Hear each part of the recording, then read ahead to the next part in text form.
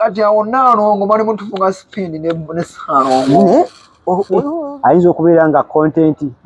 namuzeemuko mu kantu teza tugande abaana baziba mwisizaako eggaali yes waliwo be yajja nabo olwo ne basanzeewo kyaliyo ansa ne Charles bete baagalana ono omusajja w'emubende omujjukira yes mujjukira ko emboozi nayo yali mpandiike buwandiisi so muganda waffe Vicky yes yavaako n'agikuba mukono butereevu nkwaniriza nate ku mukutu gaggadde ogwa Focus TV wamu n'abo abali ku Eblon Media. Thank you so much nnyo kubira ng'otulaba. Nze Ade Wilberforce Kino Muyanja nagamba nti nze nondoola nsonga era ensonga yonna egenda maaso mawulire gatu Uganda wano nkakasa nti ngisima okubeera nga nange ngimanyaako wamu sayidi endala abannaffe gye baba batakulaze nga abagoberera ensonga ezinyawulo. Lunaku lwaleero ndi ku nsonga ya SB4 ono nno Kantu Nation munnange tukola naye akantu era nga bamu ku bakadde baffe abaakasookamu okubeera nga bakakola abatamumanyi SB4 oyo be basooka okukola content wano. Waliwo bangi abaakola naye abaafuna ettutumu n'okumanyika y'omu ku bo. Omwami ono alina omukyala munnamawulire naye era ye Antaira abamumanyi ku Sanyuka TV. Omukyala yabadde ne business shower for the first time tebeerangawo era twagirabye ku lulwe nga ye nga obuli awaggulawo Taylor Junior School kind of if I've not mistaken essomero eryo ya Nassale era nga lyakuyigiriza abaana abo abanassale yaguddwawo naye kwawe nnyini wavudde ebibuuzo bingi we bamubuuzizza ku kya Ssaalongo yabadde ndoza ne Makona yambuuziza ku kya Ssaalongo ali atya n'asaba olwendo lw'amazzi abaalabye kiripu eyo yatambudde nnyo era yavuddeko ekiboozibozi n'omukulu SB4 okuvayo nayanukula n'agamba nti bw'abanga neegaanyi mu lujjudde ba mu lwatu kino nkikola nga kiraamo ku nsi kuno sirinaako yadde akagaali sirinaako yadde akataka wadde akayumba wadde omwana wadde omukazi sirinaako kintu kyonna kye nnina nga kikyategeeza nti olwali Naalongo kye yayanukudde wali mu mawulire naye nga kyayanukula nti talinaako oba oluyamala yamwegaanyi mu lujjudde kitegeeza talinaako kintu kyonna. So nga Focus TV ngambye kanti ndiga olugendo noonyeeko ku kamera guy oba kamera operator gonna batukwatira kamera nga tukola akantu kati ng'ono gyali be batuyambako okubeera nga kuyamba okukola content oyo. Omwami ono yakolako ne SB4 sometimes back ndowooza before COVID before COVID awo nga tanaba kutandika omwami ono agamba yakolanga ne SB4 ku kamera era nga gwe noonyezaako ne ngamba kamufune aganye okulabika mu kamera olw'ensonga nti oli nfanfe wewa mukwano gwe tebayawukana mu bubi era agamba nti ne bw'aba musanze asobola omwokyayo ensonga lwaki simulaze mu kamera naye njagala kuwulira information oba mazima amakusike agali manju webyo bye tutalaba bye tulina okuba nga tulaba nsonga ku nsonga Ade Wilberforce Kino Muyanja omukulu sebo nkwaniriza ku mukutu guno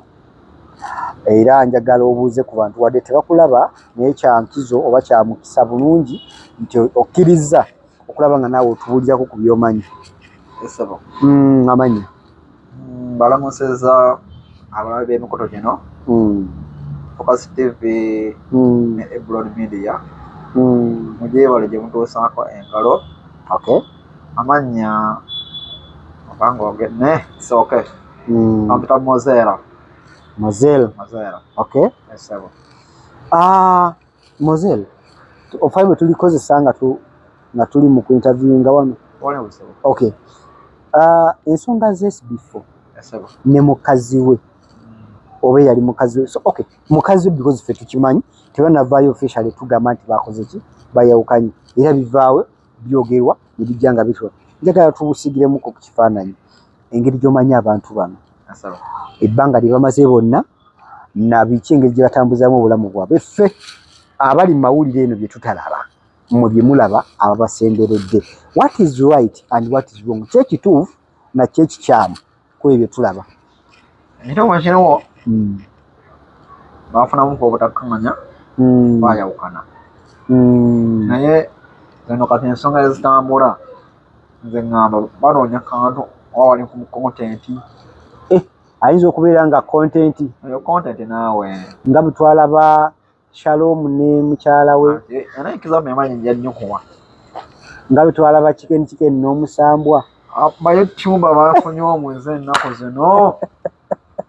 bawandika sikumiti abaana amo kanyongere okukolera disclaimer eno eddoboozi ly'omukulu Moselle agezezzaako olitwigalinga so that nti ne wobeera ogezezzaako munoonyereza oleme ddimanya so omuntu ayinza okuwuliza bayire engeri gy'oyogera magayi mukulu ayogera atya kati njagala tuteekayo disclaimer eyo omukulu off camera ngambye tayagalira ddala kumulabako na kumuwulira kumugegenya ddoboozi lye so ensonga lwaki aliwulikika bwe lityo ogambye tuyinza okubeera nga ffe tuli awo tulowooza nti biri serious naye nga bali mu kantu bali mukama kantu sikumiti mwagiwandiise ekwana Uganda babazanyira ku bwongo kituufu ki ekiri wakati wa Ssaalongo ne Nnaalongo SB4 are they separate oba nedda babeera bonna oba nedda awo bafunamu obutakkaanya bayawukana beegendera bo bayawukana tebakyabeera bonna naye tekijjawo kiri nti taata w'abaana be abalonga balina obanoonyeza amata jukira omukulu ono abadde abuzeemuko mu kantu teza tugambe abaana baze bamwisizaako eggaali yes waliwo be yajja nabo waliwo ne basanzeewo sorry abamusanzeewo naye bali mu kwambuka jukira YouTube before covid ne after covid omukulu oyo yali waggulu very true nga nabo bayibulake mukasa bayomu kubatopinga nga waliwo wali bayibulake waliwo line cruise naye essaawa zino biralamuko akantu kaagala omwegezaako muttira kati nze kyemmanyi batunde n'omukazi ne bawandiika ensonga ezo geragenda onkola kino zenzibemu bino because bwe batandika okwogerako abantu bongera okujja okulaba balaba n'amasalamu mu tiktok ne masala infact twandimwogedde nako relevance nekomawo mu bantu maze mumanyi nnyo ebiboozi bingi bye tuwandiika sikuti bimwapanganga kyasina tekyaliyo asira ne Charles bwe tebaagalana ono omusajja wekera yes mujjukirako emboozi nayo yali mpandiika buwandiisi so muganda waffe Vicky yes yavaako n'agikuba mukono n'ebituli ogamba ya muzibe oyo ya mulema waliwo eyo muzibe oyo omuzimu oyo yes saneye mubeene eyo script banoonya kantu abo abaana anyumisa gwalwawo bulwi ffe tulaba birala n'ensi abantu bagitege tuli ku agenda tutambulira ku agenda yaabwe kati awo Nnaalongo bali mutufunga spindi ne Ssaalongo waliwo kyenabuusibusiza waliwo vidiyo akatambudde Nnaalongo yabadde yeebaza ati omu n'akaaba n'amaziga kaleera keyasekeddemu ng'alinga agamba nti mu bantu abandi mubadde ku lusegerawo wennyini waliwo bataliwo naye ate ajati yasobodde okubeerawo ng'alinga ayisaawo sigino oba obubaka obwa kigenda mu maaso mu wakati we ne Ssaalongo babaana ani abalina abaana Nnaalongo yabanyinako abaana bakyali bato omanya abasanya ntuzunga totulina okunoonya amata ate mboozi egamba nti omukulu ayinza okuba alinayo akamaali akali ebweru nga kekaleesewo entetaganya zino bayawukana ne Nnaalongo tebabeera bonna era omukulu waba ayagala abaana ate mama Fiina mama Fiina baali bakolagana bonna nga famire SB4 ne Taylor mama Fiina abo abaana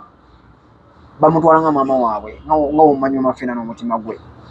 agwewa SB4 agwewa Nnaalongo era bali bati Ssaalongo olugira ng'akuba simu mami nyakola ku baana bange mami ng'akubira Taylor naleeta abaana ebulenga manongo bagenda ebulenga alaba ku baana tabasisinkana nti Anteira alina wabataddewa bene basisinkanye balabe ku baana be oba obateeka nawate wamafiina Anteira neyongerayo nga weekend eyo SB4 nabeera n'abaana we ku weekend tonda wange naye nga byalamu bo bayawukana naye kano kino ekiro kati decent ako kantu 100% kantu byekugamba mbitegeera oli muganda wange ndudde naye nnyo kubanga nokyali ku Deruta wakolako naye ku gundi waliko naye ku Deruta era ni kameramani we ku Deruta oba videographer naye nga mulimu bye mutuula ne muscriptinga kunedde kati ebibozeyo bakikenekikene byaleyo ebyomusambwa binasibambuki content ate byajjumba nekula nama ebyo byo byebiremyo kubanga ate Jumba ye yali alwanirako ndowooza kula nama olw'ebyo byali biguddewo kati soko mbulire waliwoko emmotoka eyogerwako eyinza oba yavaako embererezi emmotoka eno nti SB4 ba yagigulira mukyala we mbu sagala nnyo kiteekako mannyo naye njogedde embu because nange mpulira biwulire naye bagamba nti yatuukamu neereetamu kalumanywera omukyala akyagirina oba omukulu yagimuggyako nze wano nkoma okubeera mu kampo ya SB4 omukyala emukole akyagirina naye obudde buno simanyi kuba kampo nagivaamu naye emmotoka omukyala yali akyagirina yali yagimulekeraga mama w'abaana be okuba safe ali mukutambulira ku booda biki ebiyinza okuba nga byaviirako enjawukana zino ebyo bya mu nnyumba tebitotolwa naye ngaera baŋŋamba omukulu alabika nga ekibatu yali atega nnyo ebbali ekyo kyanawulijja abasajja wamanyi naawe musajja alina mukusa nti muvubuka ali mulayiti ali mu butaala n'abamwetega bangi abawala abato abakazi abakola balina mukusa byenaagusabire okuba akajja olabe nakati era mmanyi oyo wakola mu inbox omuntu nga yeezira kulaba nti gundi abeera mu kamera gundi ali ku TikTok gundi ali ku YouTube bonna balaba ate bakyala baffe abamanyi n'obeera oli mu bizinesi olikodde WhatsApp mukazi kiyinza omunyiiza ekyo abakazi bamanyi obwongu bwabwe kino kiyinza kulekawa munnamawulire munnaffe ndi nnyo ku munnamawulire omukyala olw'ensonga ssaawa zino ate ndaba yalinga alaga okuluma ennyo kuno kiyinza kulekawa munnamawulire munnaffe SB4 gwe tuli naye mu kantu kiyinza lekawa munnamawulire munnaffe omukyala Anteira babonna bannamawulire oba waliwo ekizimuzimu ekirondoola abantu abali mu mawulire abakola omulimu nga gwe gumu mabegakawo twalina sitole eya Mirembe ne mukyala we sorry Nsambya ne Mirembe still bonna nga bali mu butaalataala kiki ekyatuuka mu relationship ez'abantu ab'obutaala era kiyinza olowooza kiyinza balekawo abana aba mikwano gyo kuba kimanyi obeera mukwano gwa SB4 kiteeza Anteira mukwano gwo obudde buno SB4 kimukolera ye ye nga ye kimukolera gali ku ye era ye talina gyaloozinga okay ne Anteira ayinza okuloozinga atya bwe twali ku sitole ya Nsambya ne Mirembe ubona niyaloozinze so omusajja tekirina kimukozesa ennaku zino omusajja byakolamu omulimu batya tukyaluyingira mu ttooke tudda kudda lwa musajja munnaffe luli abakazi nga ffenna nga tusaasirwa mukazi kati byakyukamukko byakyukira ddala so nze brother SB4 mugamba nyweza akasifudi kawandiise kakola script yakutte kagenda mukolera tutubeera mu kusaagira mu bintu by'omusajja zirabye SB4 nga mukambwemu mu kamera omukulu akambuwala mu kamera obudde eri ng'aseka bw'ajja mu kamera paba ng'akyusa umanyi walasa bagamba mama w'amwana kyekyo emezaamu tojjaako kigere ku pedo kwawo nga batukuba kantu mu left right center ziba zirinya omanyi bya YouTube bambi SB4 waffe bambi Salongo waffe nga balamulaba juizi zeeyongera eri akasente kalevuni kajja Salongo waffe wagenda ku channel bamukyaza adda mu bantu neyali yamwerabidde nga mumyukira ze stunts ze tulabako babebe kulu ze bakolanga Bobi Wine bakamiliyoni otojjukirako ye stand yono omusajja babijje bubizi naye nga bwomanyi babijje babijje era asobola emitwalo ebiri timutwala mu loogi omuntu wandiikanga naddala ffe babeerawo emabega wa kamera tulaba ebintu muteesa ku bintu bingi baserebu bakola stands ez'enjawulo ez'amaanyi mu kamera nezikwatayo zenna omusajja sijja kwerabira naye wamwogerera ennya ne muyimbi waliwo abazanyi bafirimu abamugowa sente omusirikale yafuula amukutte nga bali balokisawo firimu yaabwe era abasirikale ne bamukwata enateete n'omusirikale bamusasuddire ngamo rasita agenda kwekalakasa kuba obuyi era serebu oyo nakuba omusirikale obuyi naye nga kantu era firimu yabali efuna feva fe abalabi nga tugamba yi bakuba batya omusirikale oyo serebu waffe abalasita banywa ebiyagayaga akube n'omusirikale w'eggwanga kuba omusirikale bamuwadde ekyabiri bya kamera kiggweraawo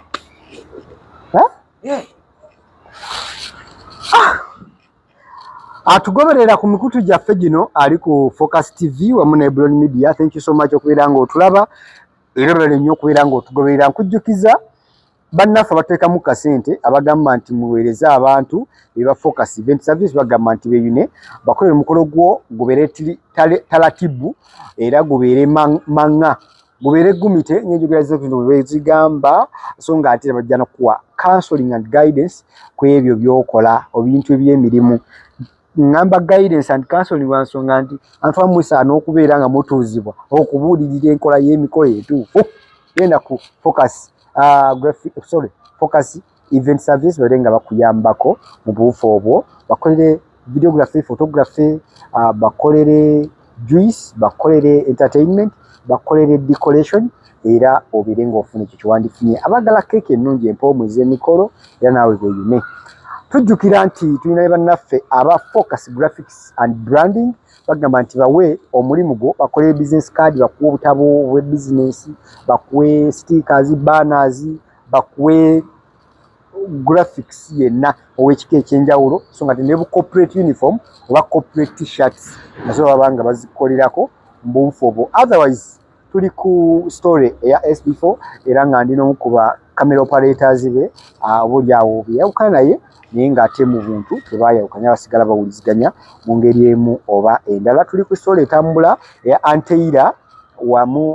Naalongo owa Sanyuka TV wamu ne bbaawe Saalongo oba muyite SB4. Omukulu obadde waliwo we twayogeddeko off camera wali wayogeddeko ku mwami SB4 ekya story ya kantu ngeri gye bakalukamu era n'ogenda n'ogamba nti nga bwe tulaba Shalumu bwe yakola mpa ku story ya bamuyitangani oyo muyaye yalinga atalina waya nungi bulungi yali Charles Asia. How did you come up with this idea? Charles ne gundi bali bagalana. Charles ne Asia. Were they in relationship nti bali bagalana oba just era nayo yali script? Mukusoka kali kantu. No kali kantu. Ndi yakwera. Wafunise connection. era nebino nkutandika kale kantu niwajja nnyo mu mawulire Asiya nafuna abantu abetera mwezi bifo batandika obayambayambako naye mu kusooka kale kantu yali script mu kusooka story nyingi nnyo ezitambula ku YouTube simanyi zino TV simanyi live wire simanyi biki simanyi kawunyemu simanyi biki hivyo na script by'abaserebu biwandiike buwandiisi ye 100%. Tulaba kintu ne tukikuba ne tukipika ne twogera ku ekyo ne tudiscussing ekyo naye nga wali abakimanyi bomu baseka noseka na zanyine ku bannayuganda obwongo ne badda ku bannayuganda bakwata obwongo kumbe bali mu kantu. So Brother SB4 ali mu kantu ne mukazi we teriyo lutalo luli behind camera. Wacha wewe kantu Nesodi akawanise anteira yakazanya bulungi nnyo wano mu business shower namwegani namwana n'amaaso ga kamera y'abaana abo nalongo salongo ali biki yagambye atya baba ku mazzi mpulidde ki some drinking water abaana bo basanyinde ku Bannayuganda nyasa kantu Nesodi kijja tukola bubi ebigambo by'otwogeddeko wano bwe binatuukirira bituufu. Mujjukire emboozi ya Rema ne Kenzo era batuga amawulire tusabye aleta oluyimba olupya ndowooza era oli alese vidiyo empya era ndowooza ali akoze oluyimba olupya emboozi ya Prima ne Josted era kansu yesibye otugambe ebyo tutuuke enkyaffe tuswale tufuuke ababya abagoberezi abatunuulira ensonga zino mu bibi 10 embulamu birungi 2 kasooka okusooka nga mawulire obanga kantu oluvannyuma ne ngafuuka connection ezijjiraawo era awo ku Josted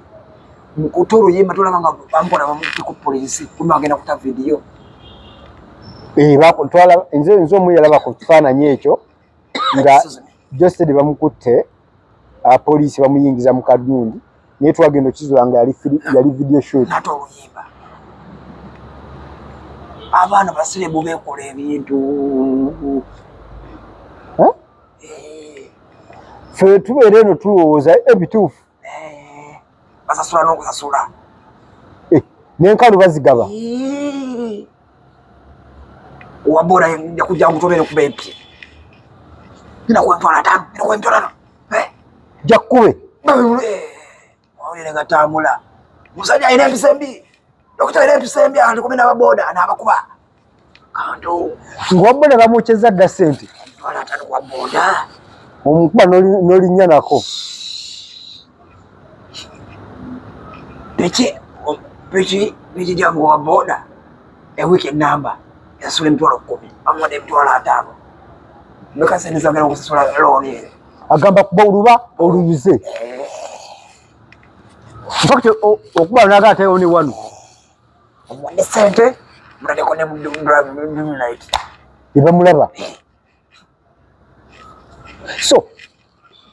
tubigenda empola fabo tubigenda empola Bannayuganda wano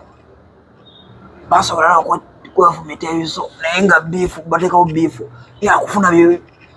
boogerako mawulire gabalabe gwoba osobola genda kusaba onoonye ku King Michael omubuuzeyo ku biifu ezo ezaaliwo mazaliza ddala mukusooka zasooka obanga stand kintu kigera kikula nikusaba muvanko obubiifu King Michael kyova olaba obudde buno bebekulu atagala Bobi Wine naye mukazi wa Bobi Wine nowabeeko bali kyekimu abaana ba mukwano kolabolayo kyabino ddawa tonjagala naye mukazi bagalana nomuwano wanobeera wamune script zasukka wano e Uganda wano bintu bingi tulina okwegendereza babakawandiike obaani abatulire nabawandiikira naye abaana bawandiika olinyumizaako ne ku programu gye waŋŋamba kyaliwo gye yakolanga eya Kalondozi naye yalinga security. Ate oyo pastor alinga muveeko kujja security mulabe edduka ajajajajaja awo mulemire musajja oyo ekwalo mumisinga nnyonnyonnyo buli awandiiko security ate sayini ya senga tuli ku bunkeeke mama omusajja bagenda mukwata omusajja bagenda musanga mu lodge wabasitale eziza okuwa onabbi omukazi ubamuteka kamera nagenda musabo kumbe yiga yataddemu nga 15 nona tinabbi olwo nga avudde mu bandi yepozi bani balirira batya revival band yes namuteka kamera naye nga amwokyeza n'enkalu nga yabiwandiise relevansi baana bano nga ndebasaba ku security bazibu nnyo ekira mwababeera ku kamera mulaba ebintu tulaba bintu programu yayiga eyo kati oganda otya ekirombo ogenza okola kuteeka musezi gundi musezi sebo owalali kamera Kalondozi batuleke nabo sikuputi zasusse wano e Uganda ate kuva dda kuva jjajjaffe kuba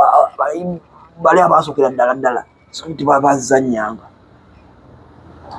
amawulire ffe tuyeno tusaasanya amawulire tulowooza bituufu kumbe byabali eri mabega bagamba tubiina producer ojja kunyambako mbuulire dakiika ziri mmekaawo so that tubeere nga story eno tugikolako follow up ku mulundi omulala tumanye kiki ekituufu ekiri mabega wa kino. Nja kusaba nti kati gwe wonooba ozzeeyo maybe chance wonooba ogituwadde ojja twongera otuwage ku bitya eneeyisa y'abano abantu ababiri gye beeyisaamu etali mu kamera ffe gye tulaba eno kwaliwo n'ebifaananyi ebyafumako emabega eri nga SB4 alina omukyalo ono Anteira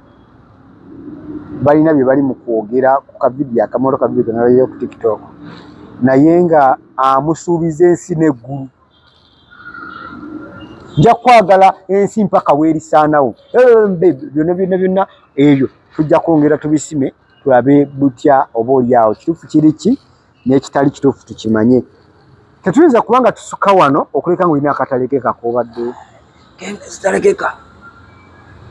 avaayo nasambanya ebintu bye ebino oba sikobeti aneŋŋange njakuleta n'ebisingaawo bwavaayo omuntu yenayina ayagala okutya oba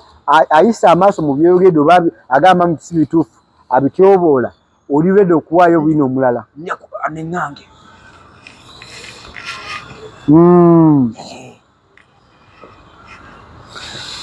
kale